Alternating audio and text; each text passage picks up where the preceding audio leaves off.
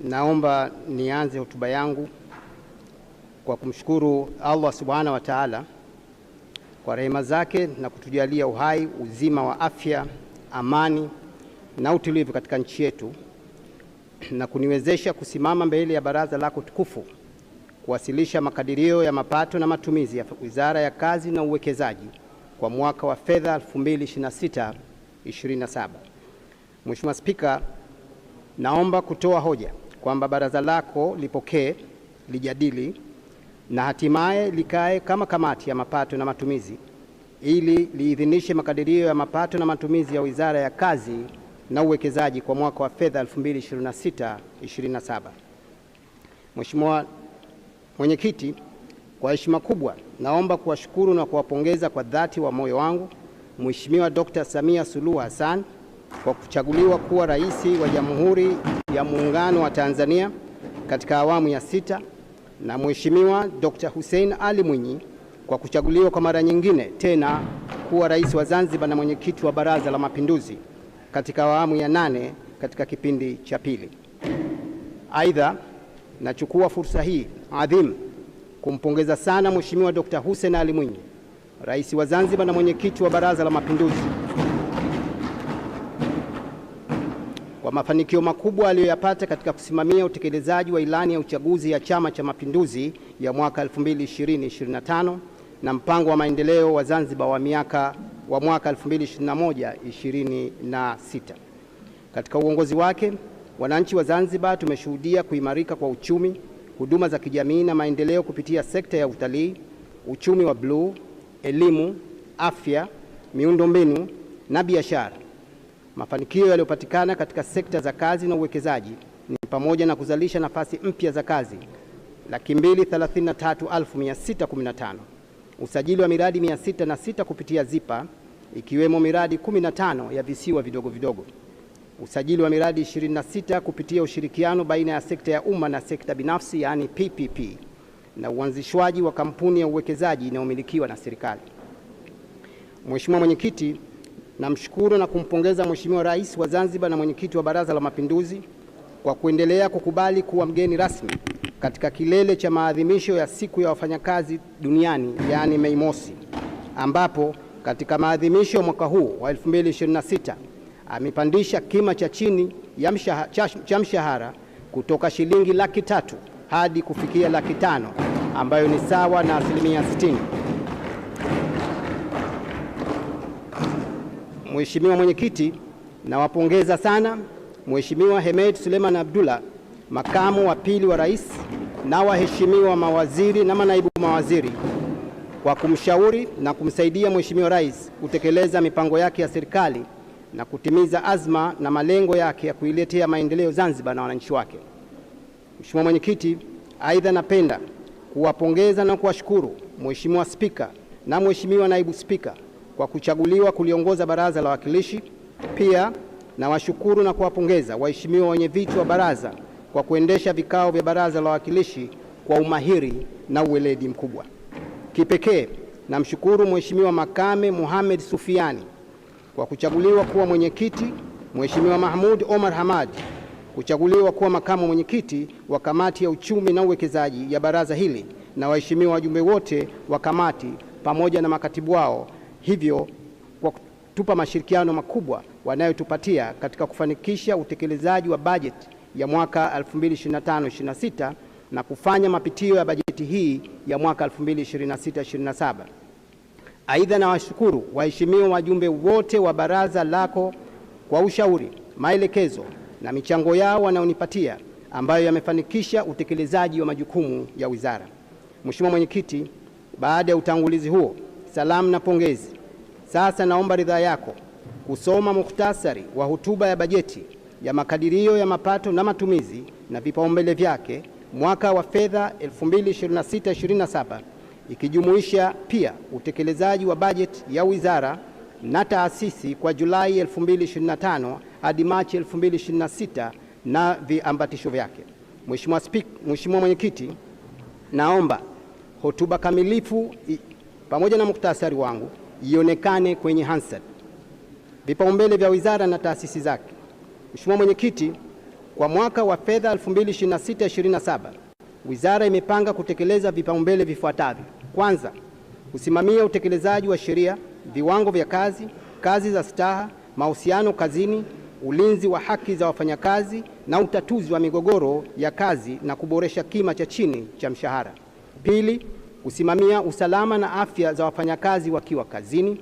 Tatu, kukuza na kuwezesha uwekezaji binafsi kwa kuimarisha mazingira ya uwekezaji, mifumo rafiki ya tehama, miundombinu ya uwekezaji katika maeneo huru na kurahisisha taratibu za utoaji huduma, yani one stop facilitation center, ili kushajihisha uwekezaji wenye tija zaidi wa kimkakati na uwekezaji katika visiwa vidogo vidogo. Nne, kuratibu uwekezaji wa umma kupitia mfumo wa ubia kati ya sekta ya umma na sekta binafsi PPP kwa mujibu wa sheria ya PPP ya Zanzibar katika utekelezaji wa miradi ya kimkakati na miundombinu na huduma za kijamii pamoja na kiuchumi, ikiwemo sekta ya usafirishaji na miundombinu, nishati na umeme jadidifu, maji na usafi wa mazingira, afya, elimu, tehama na uchumi wa kidijitali, uchumi wa bluu, utalii, biashara na masoko, pamoja na sekta nyingine zinazochochea maendeleo ya kijamii na kiuchumi. Tano, kusimamia na kuratibu uandaaji na utekelezaji wa mipango, sera, tafiti na usimamizi wa rasilimali watu na fedha, pamoja na kukamilisha mchakato wa kuhuisha muundo wa kamisheni ya kazi, kitengo cha usuluhishi na uamuzi wa migogoro ya kazi, idara ya usalama na afya kazini kuwa taasisi na idara zinazojitegemea kuendana na mahitaji ya huduma na malengo mapya. Na sita, kufanya mapitio ya viwango vya mishahara katika sekta binafsi na kutangaza rasmi kima cha chini cha mshahara kwa sekta binafsi kwa kuzingatia matokeo ya tathmini na viwango vya mishahara iliyofanyika mwaka 2026. Utekelezaji wa majukumu ya wizara. Mheshimiwa Mwenyekiti, Wizara ya Kazi na Uwekezaji imeanzishwa kwa mujibu wa tamko la kisheria namba 154 mwezi Disemba 2025. Wizara hii inaundwa na idara 5, taasisi 1, kampuni 1 na ofisi kuu Pemba. Lengo kuu la kuanzishwa wizara hii ni kusimamia masuala ya kazi na uwekezaji nchini. Mheshimiwa Mwenyekiti, majukumu ya msingi ya Wizara ya Kazi na Uwekezaji yanapatikana katika ukurasa wa 5 wa hotuba yangu. Mapato yaliyokusanywa na wizara ikilinganishwa na malengo yaliyowekwa. Mheshimiwa Mwenyekiti, kwa mwaka wa fedha 2025/26, wizara ilikadiriwa kukusanya mapato ya shilingi bilioni 7.2. Kwa kipindi cha Julai hadi Machi 2025/26 imekusanya jumla ya shilingi bilioni 4.8 sawa na asilimia 94 kwa makadirio ya miezi 9 ya shilingi bilioni 5.12 na sawa na asilimia 67 kwa makadirio ya mwaka ya shilingi bilioni 7.2. Matumizi ya wizara ikilinganishwa na malengo. Mheshimiwa Mwenyekiti, kwa mwaka wa fedha 2025/26 Ofisi ya Rais Kazi, Uchumi na Uwekezaji iliidhinishiwa jumla ya matumizi ya shilingi bilioni 28.7 kwa fungu la E07 lililosimamiwa na wizara na fungu E11 lililosimamiwa na Wakala wa Uwezeshaji Wananchi Kiuchumi, yani ZEA, iliyopangiwa bilioni 14.65. Mheshimiwa Mwenyekiti, mnamo mwezi Novemba 2025, Mheshimiwa Rais wa Zanzibar na Mwenyekiti wa Baraza la Mapinduzi alifanya mabadiliko ya muundo wa wizara za serikali, ambapo kwa wizara yangu Wakala wa Uwezeshaji Wananchi Kiuchumi fungu E11 na idara ya maendeleo ushirika pamoja na idara ya ajira ya fungu E07 na zimehamishiwa katika wizara mpya ya vijana, ajira na uwezeshaji. Kutokana na mabadiliko hayo, jina la wizara lilibadilika kutoka Ofisi ya Rais Kazi, Uchumi na Uwekezaji na kuwa Wizara ya Kazi na Uwekezaji, na hivyo wizara ilibakiwa na jumla ya shilingi 27 bilioni nukta 7, ambapo mishahara ni shilingi bilioni 7.5, matumizi ya kawaida shilingi bilioni 5.2 na miradi ya maendeleo shilingi bilioni 15. Mheshimiwa Mwenyekiti, katika kipindi cha Julai Machi 2025/26 wizara imeingiziwa jumla ya shilingi bilioni 10 sawa na asilimia 36 ya makadirio ya mwaka, ambayo ni shilingi 27 bilioni nukta 7 sawa na asilimia 48 ya makadirio ya miezi 9 ya shilingi bilioni 20.8. Kati ya shilingi bilioni 10 zilizoingizwa, mishahara ni shilingi bilioni 5.2 sawa na asilimia 93 ya makadirio ya mwaka ya shilingi bilioni 7.5. Matumizi ya kawaida shilingi bilioni 1.3 sawa na asilimia 33 ya makadirio ya mwaka ya shilingi bilioni 5.2, na mradi wa maendeleo wa uimarishaji wa maeneo huru ya uchumi kwa ujenzi wa barabara shilingi bilioni 3.4 sawa na asilimia 23 ya makadirio ya mwaka ya bilioni 15. Mheshimiwa Spika, maelezo ya mapato na matumizi yanapatikana katika ukurasa wa 6 na wa 7 wa hotuba yangu. Mafanikio ya wizara. Mheshimiwa Mwenyekiti, kwa mwaka wa fedha 2025/26 wizara imepata mafanikio yafuatayo: kukamilisha mfumo wa kidijitali wa usimamizi wa taarifa za masuala ya kazi kwa lengo la kuwezesha kufanya kazi kwa njia ya mtandao na hivyo kuongeza kasi ya utoaji wa huduma bora. Kuratibu vikao vya kila robo mwaka vya wadau wa masuala ya kazi kutoka ZATUK na ZANEMA ili kutatua changamoto za masuala ya kazi, ambapo hadi Aprili 2026 jumla ya changamoto 24 kati ya changamoto 29 zilipokelewa na kujadiliwa zimepatiwa ufumbuzi. Kukamilisha na kuzindua mpango wa nchi wa kazi za staha wa 3, yani Decent Work Country Program 2026-2030 kwa ajili ya kukuza fursa za kazi zenye tija, usawa, usalama na utu kwa jinsia zote kwa kushirikiana na Ofisi ya Waziri Mkuu, Kazi, Ajira na Mahusiano ya Jamhuri ya Muungano wa Tanzania, ZATUK, TUKTA, ATE, ZANEMA na ILO. Kuzindua kitabu cha taarifa za uwekezaji kinachoonyesha mwenendo wa uwekezaji nchini kwa mwaka 2024 ambacho kitatolewa kila mwaka, sambamba na kuzindua jarida maalum linaloonyesha utekelezaji wa Mheshimiwa Rais wa Zanzibar na Mwenyekiti wa Baraza la Mapinduzi Dr. Hussein Ali Mwinyi kwa miradi yote ya uwekezaji katika sekta zote kwa kipindi cha miaka 5. Kuanza ujenzi wa miundombinu ya barabara ya kilomita 8 katika maeneo huru ya uchumi Fumba kwa lengo la kulihifadhi maeneo hayo. Kuzindua miradi 17 ya uwekezaji yenye mtaji wa thamani ya dola za Kimarekani milioni 244.8 na kutoa ajira zaidi ya 1567. Kuratibu miradi 6 ya ushirikiano baina ya sekta ya umma na sekta binafsi yenye thamani ya shilingi bilioni 752. Uanzishwaji wa kampuni ya uwekezaji inayomilikiwa na serikali kwa lengo la kuongeza wigo kwa wawekezaji ambao wana nia ya kuwekeza kwa utaratibu wa hisia kwa kushirikiana na serikali. Mheshimiwa Mwenyekiti, maelezo na mafanikio ya changamoto na utatuzi wake yanapatikana katika ukurasa wa 7 mpaka wa 9 wa hotuba. Utekelezaji wa programu kuu na programu ndogo ikijumuisha fedha za miradi ya maendeleo na matumizi ya kawaida kwa kipindi cha Julai 2025 hadi Machi 2026.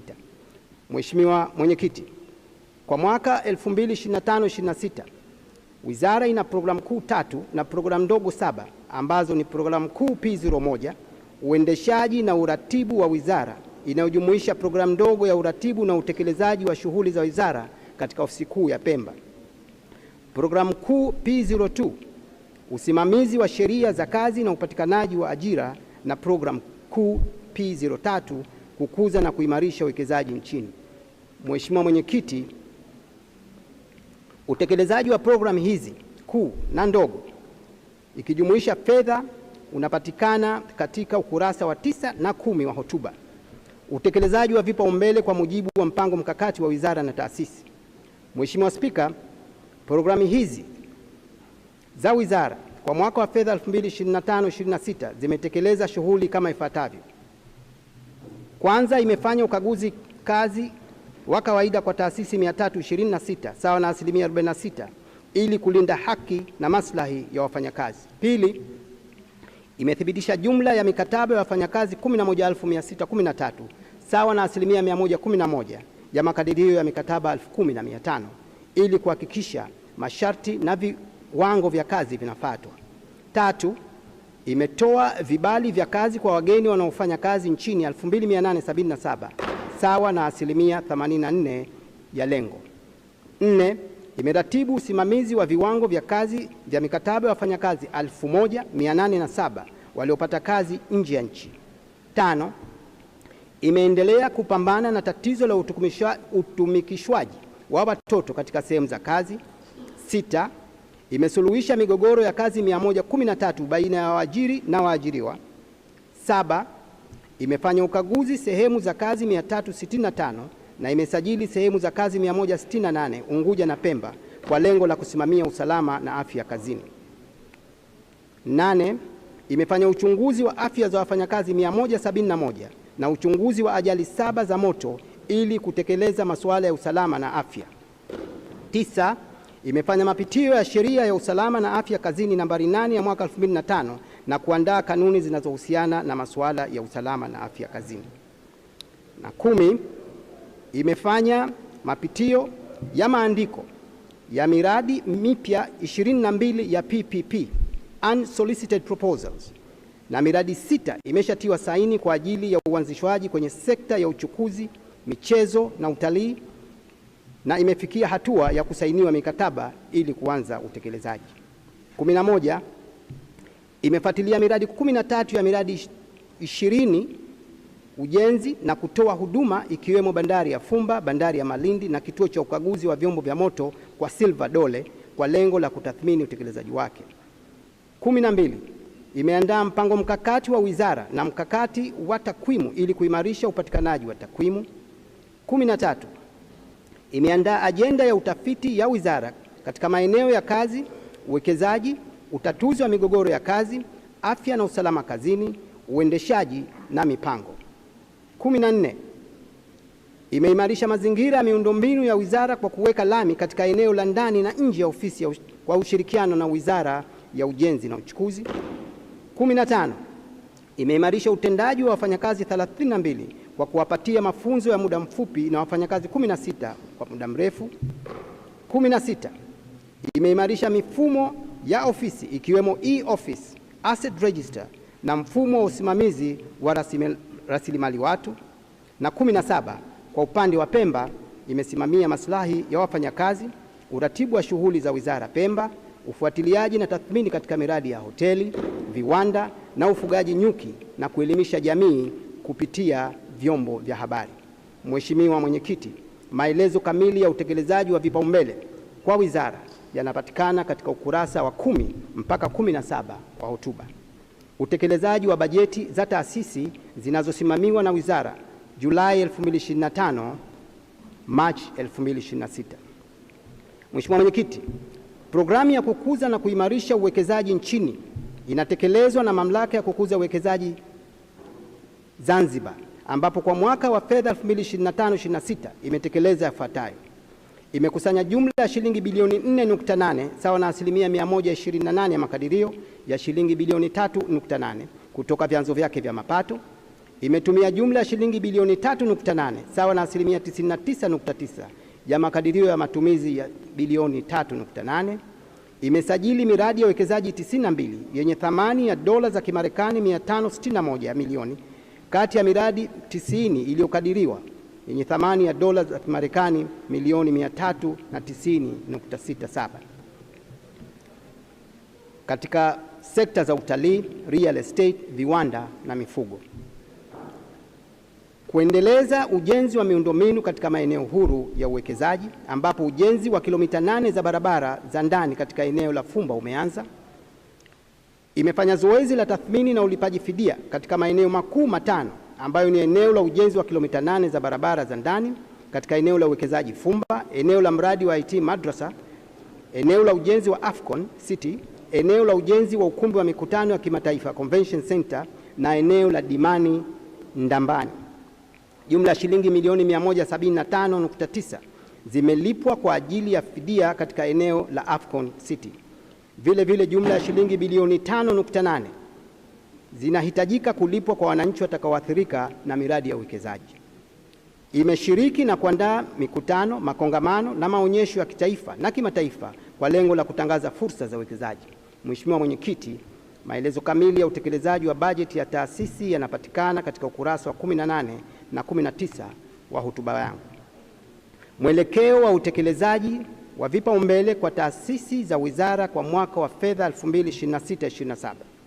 Mheshimiwa Mwenyekiti, Wizara inazo taasisi mbili ambazo ni Mamlaka ya Kukuza Uwekezaji Zanzibar ZIPA na Kampuni ya Uwekezaji ya Zanzibar, Zanzibar Investment Company Limited, iliyoanzishwa hivi karibuni.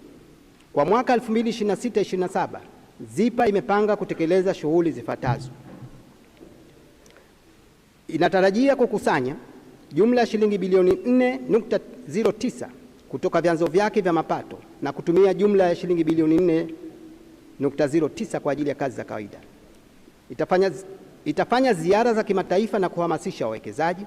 Itaandaa mpango wa matumizi ya ardhi, yani land master plan, katika eneo la bandari ya Mangapwani na Block B katika maeneo huru ya uchumi kule Micheweni, Pemba.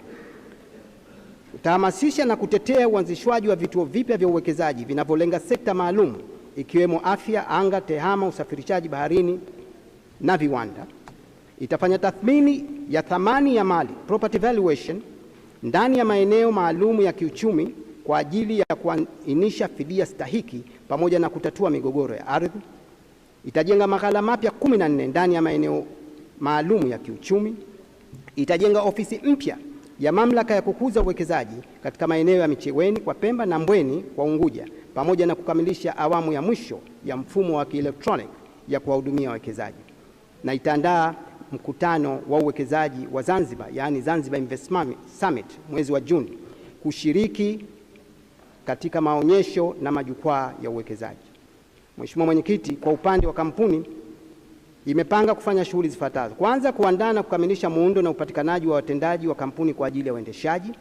Pili, kutafuta jengo la kufanya ununuzi wa samani na vifaa kwa ajili ya uendeshaji na shughuli za kampuni. Tatu, kuandaa mpango mkakati wa miaka mitatu kwa ajili ya kuweka malengo mahsusi ya muda mfupi na mrefu ya kampuni ikiwemo mpango wa biashara na upatikanaji wa mtaji. Na nne, itajenga uelewa kwa wadau wa ndani na nje na kutangaza fursa za uwekezaji kupitia hisia za kampuni. Lakini pia tano, kushauri serikali maeneo sahihi ya uwekezaji kupitia tafiti na uchambuzi wa soko la taarifa za kiwekezaji. Mwelekeo wa vipaumbele na matumizi ya wizara kwa mwaka wa fedha 2026-27.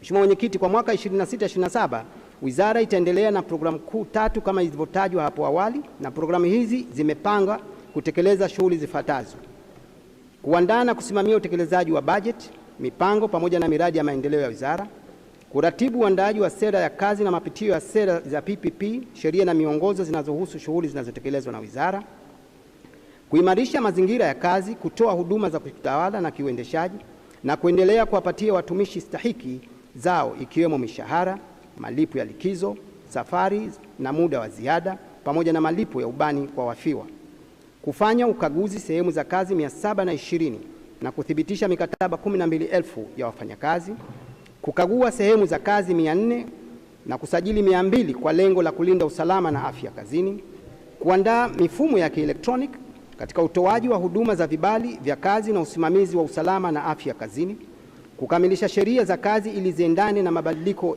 na wakati uliopo; kukuza na kuimarisha mashirikiano ya utatu kwa maana ya serikali, waajiri na waajiriwa; kuratibu uwekezaji wa miradi ya umma inayotekelezwa kwa mfumo wa PPP; kuanzisha kanzi data ya upembuzi yakinifu kwa miradi inayotarajiwa kutekelezwa na inayotekelezwa na mfumo wa PPP; kuendelea kuwajenga uwezo wa kitaalamu watendaji wa serikali kupitia mawizara, idara na taasisi kwa kuandaa miradi ya umma itakayotekelezwa na mfumo wa PPP; kuwawezesha wajumbe wa Zanzibar kushiriki katika timu za majadiliano na kuwajenga uwezo; na kuratibu shughuli za wizara Pemba.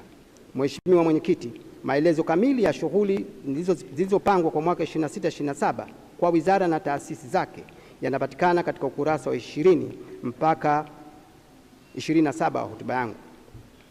Maombi ya mapato na matumizi ya wizara. Mheshimiwa Mwenyekiti, Wizara ya Kazi na Uwekezaji kwa mwaka wa fedha 2026-27 imepangiwa kukusanya jumla ya shilingi bilioni 8.5 kupitia vyanzo vyake vinne ambavyo ni ada ya usajili, ada ya mikataba, ada za vibali vya kazi kwa wasio raia na ada za ukaguzi wa maeneo ya kazi. Mheshimiwa Mwenyekiti, kwa mwaka wa fedha 2026-27 Wizara ya Kazi na Uwekezaji imekadiriwa matumizi ya jumla ya shilingi bilioni 27.09. Kati ya fedha hizo shilingi bilioni 6.8 ni mishahara, shilingi bilioni 5.2 kwa ajili ya matumizi ya kawaida na shilingi bilioni 15 kwa ajili ya miradi ya maendeleo. Shukrani na hitimisho. Mheshimiwa Mwenyekiti, nahitimisha hotuba hii kwa mara nyingine kwa kumshukuru Dr. Samia Suluhu Hassan, Rais wa Jamhuri ya Muungano wa Tanzania, na Dr. Hussein Ali Mwinyi, Rais wa Zanzibar na Mwenyekiti wa Baraza la Mapinduzi, kwa kuendelea kuiongoza nchi yetu kwa umahiri mkubwa na kusimamia misingi ya haki, demokrasia na utawala bora. Mheshimiwa Mwenyekiti, nawashukuru na kuwapongeza watendaji na wafanyakazi wote wa wizara yangu wakiongozwa na Katibu Mkuu mahiri sana ndugu Hamis Suleiman Mwalimu Shibu, pamoja na Naibu Katibu Mkuu mahiri sana ndugu Rashid Ali Salum, kwa kujituma kwao na kuendelea kusimamia kwa ufanisi utekelezaji wa majukumu, mipango na shughuli mbalimbali za wizara. Aidha, napenda kuwashukuru na kuwapongeza afisa mdhamini Pemba, mkurugenzi mtendaji ZIPA, kamishna wa kazi, kamishna wa PPP na wakurugenzi wa idara ya usalama na afya kazini na idara ya uendeshaji na utumishi. Na tuwapongezi na shukrani za dhati kwa ndugu Bihindi Nasor Khatib, aliyekuwa mkurugenzi wa idara ya mipango, sera na utafiti, ambaye amestaafu, kwa mchango wake mkubwa alioutoa katika kufanikisha maendeleo ya wizara. Aidha, na washukuru wenye viti na wajumbe wa bodi zilizopo chini ya wizara yangu, wakuu wa vitengo na division, wasaidizi wa ofisi ya waziri, pamoja na watendaji wote wa wizara kwa ushirikiano mzuri, uwajibikaji na juhudi wanazoendelea kunionyesha katika kuhakikisha wizara inatekeleza majukumu yake kwa ufanisi kwa manufaa ya taifa na wananchi kwa jumla. Mheshimiwa Mwenyekiti, Wizara ya Kazi na Uwekezaji inatanguliza shukrani za dhati kwa ushirikiano mzuri kupitia taasisi tunazofanya kazi, zikiwemo wizara, taasisi za serikali, wakuu wa mikoa, wakuu wa wilaya, taasisi binafsi, washirika wa maendeleo, mabenki, asasi za kiraia na jamii kwa jumla. Wizara inawashukuru washirika wa maendeleo tunaofanya kazi nao ambao ni ILO, UNDP, FAO, IOM, Benki ya Dunia na Benki ya Maendeleo ya Afrika, Jumuiya ya Afrika Mashariki na Jumuiya ya SADC, mawakala binafsi wa ajira Zanzibar na taasisi zote zinazoshirikiana nazo, kwani si rahisi kuzitaja moja moja. Mheshimiwa Spika, natoa shukurani za dhati kwa uongozi wa Wizara ya Ujenzi na Uchukuzi kwa msaada na ushirikiano mkubwa katika kuwezesha uwekaji lami sehemu ya ndani na sehemu ya nje ya wizara yetu. Tuna imani kuwa Wizara ya Ujenzi na Uchukuzi itakamilisha mahitaji yetu mengine yaliyobakia ya kuimarisha miundombinu ya wizara katika mwaka wa fedha 2026/27. Kwa kipekee, naomba nimshukuru sana mwanasheria mkuu wa serikali kwa mashirikiano makubwa ambayo ananipa kutekeleza kazi zangu. Aidha, napenda kwa kipekee kumshukuru sana na kumpongeza Mheshimiwa Hamisi Ramadhani Abdallah Shaban, Jaji Mkuu wa Zanzibar, kwa ushirikiano mkubwa anaotupatia kati ya Mahakama Kuu, divisheni ya kazi inayoongozwa na Mheshimiwa Jaji Aziza Idi Suwaid, mwenyekiti wa Mahakama ya Kazi Zanzibar, na wizara yetu ya kazi. Ushirikiano huo umejidhihirisha kupitia uamuzi wa kutupatia vyumba vya ofisi katika mahakama za mikoa ya Kusini na Kaskazini Unguja kwa ajili ya matumizi ya kitengo cha usuluhishi na uamuzi wa migogoro ya kazi kwa maana ya DHU, ili kusaidia kutatua migogoro ya kazi kwa ufanisi zaidi.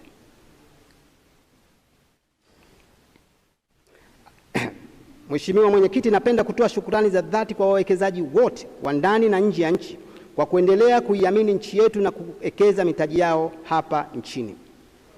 Mheshimiwa Spika, napenda pia kutoa shukrani za dhati kwa Shirika la Kazi Duniani ILO chini ya uongozi mahiri wa Bi Catherine Hamati Mugala, mkurugenzi mkuu mkaazi wa ILO kanda ya Afrika Mashariki.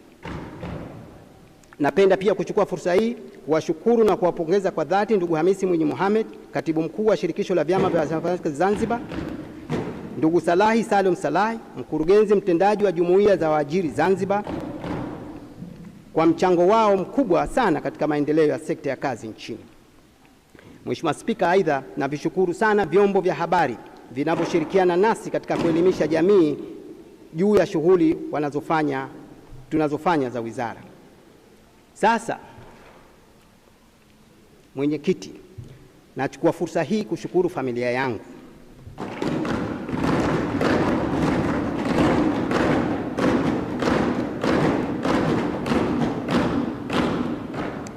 Hususan mke wangu mpenzi,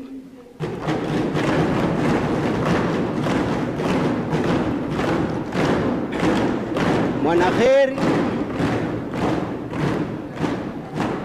narudia tena hapa, mke wangu mpenzi Mwanaheri Sharif na watoto wangu Ilham, Desria, Nairat, Ali, Zaimarat, Akhtar, Awatif, Mariam, pamoja na pacha wangu Muhammad Modi, lakini pia kaka yangu mkubwa Habibu Ali Sharif, dereva wangu Jafar na msaidizi wangu Shamte kwa ushirikiano mkubwa wanaonipa. Lakini kwa pekee naomba nimshukuru sana rafiki wetu wa familia, mpendwa wetu Devota John Herman kwa mashirikiano makubwa anayotupa na support kwa familia yetu hii. Mchango wenu umekuwa chachu muhimu ya kunipa utulivu, moyo na ari ya kuendelea kutekeleza majukumu yangu kwa ufanisi na kuwajibika ipasavyo katika nafasi niliyopewa. Nathamini sana namna ninavyoelewa ugumu wa kazi zangu na mnavyoniwezesha kupata utulivu katika kunitia moyo wakati wa changamoto. Bila mshikamano, uvumilivu na maombi yenu, mambo mengi yasingewezekana. Kwa unyenyekevu sasa na heshima kubwa, napenda kutoa shukrani za dhati kwa Mheshimiwa Dr. Hussein Mwinyi, Rais wa Zanzibar na Mwenyekiti wa Baraza la Mapinduzi, kwa kuendelea kuniamini na kunipa dhamana ya kusimamia sekta ya kazi na uwekezaji.